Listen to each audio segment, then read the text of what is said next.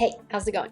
Today I'm talking about the Finisher Framework, Part 4, Rest and Recovery. This is Running to the Castle, a podcast for injury-prone RunDisney runners on a journey to running magical miles. Join me, Dr. Allie, as I share the secrets I've gathered as a runner, doctor of physical therapy, and coach.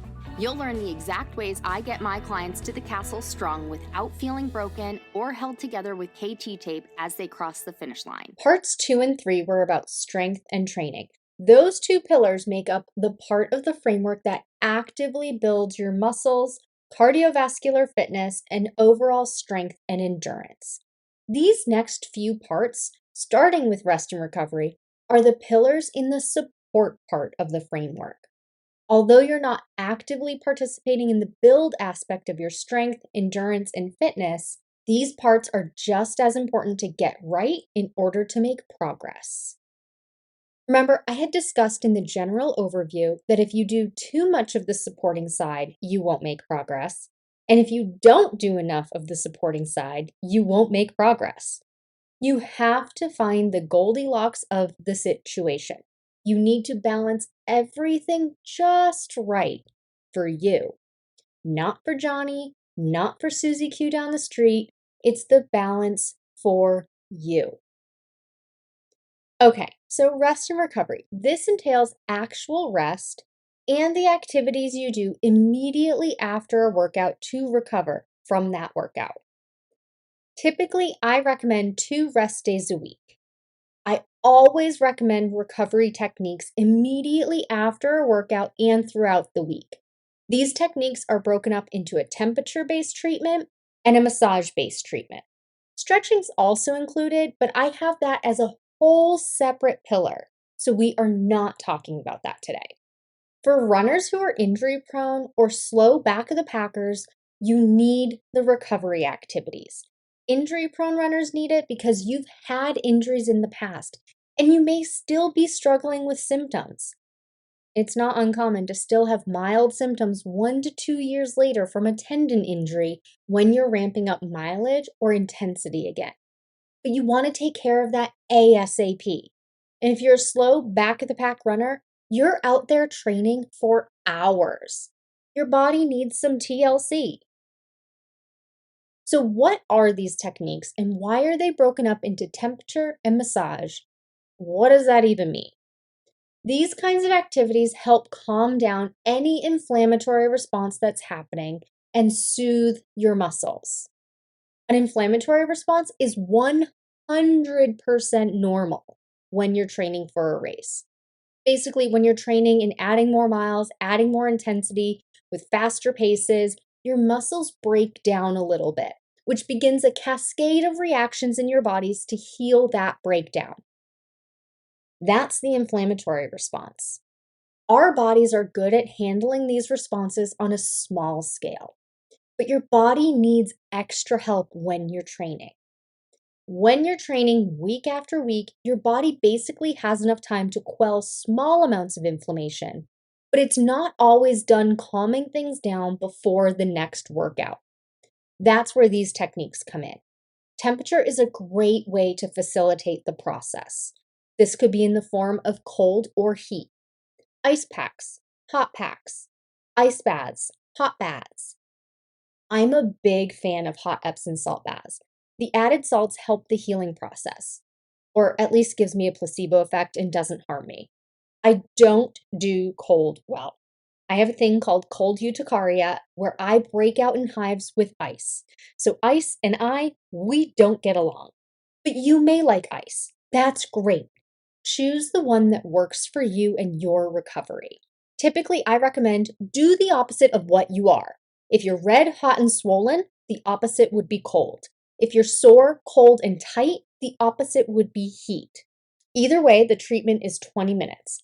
If you're in actual pain after a workout, 20 minutes at least once a day for 10 to 14 days.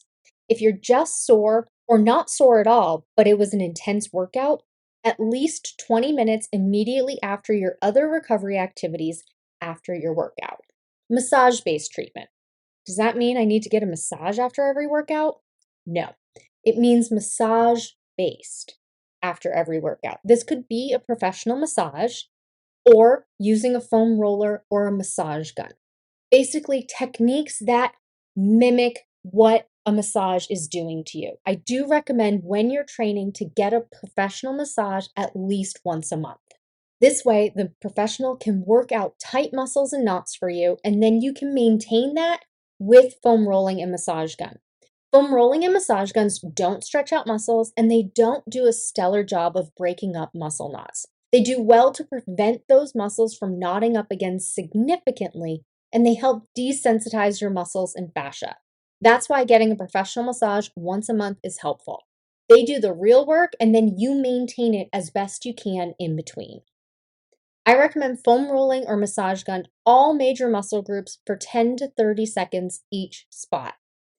The more you're used to foam rolling and massage gun, the longer you've been doing it, meaning months, years, decades, the less time you need to spend using it. But for newbies, they usually need to spend more time using them. And as you get used to it, you need it less. And I recommend using the foam roller or a massage gun. It doesn't have to be both every time. It can be either or after every workout. Spend 10 to 15 minutes using them to help recovery and prevent soreness in the following days. Let's go back to rest for a minute. I want to address a question I get a lot. Can I do yoga or Pilates on my rest day? No. In general, I recommend you avoid those classes on your rest days. In general, I recommend avoiding workouts on your rest days. But yoga and Pilates, I get that question a lot because they aren't running and they tend to be thought of as easier on the body. But depending on what type of yoga or Pilates, they could be a strength workout or a stretching workout, which in those cases would be done on workout days after a run when you're training for a RunDisney race. You could do Pilates as a strength workout, and if it's like a stretching type yoga, you could do that after the run, after the Pilates, do that for your stretching. We'll talk more about stretching in the next episode. I recommend avoiding these activities on your rest day because these activities are not restful. Your body heals when you're resting and sleeping. Your body needs at least 2 rest days a week when you're at this stage of training for a RunDisney race.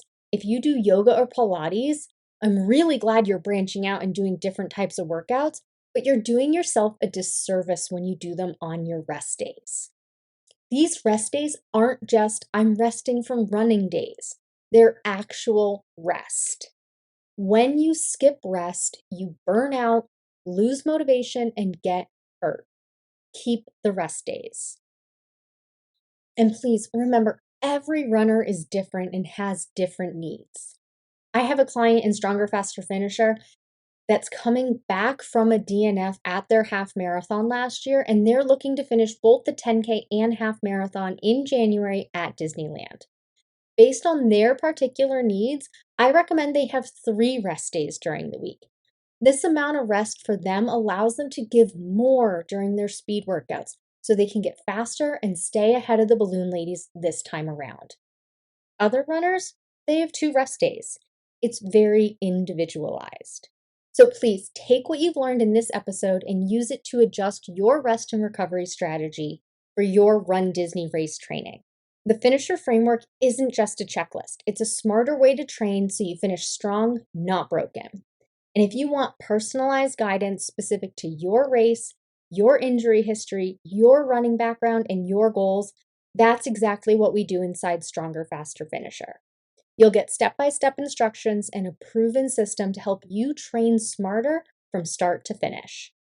Join the waitlist today to be the first to know when it opens next. And stay tuned for the next podcast episode, The Finisher Framework Part 5, Stretching and Mobility.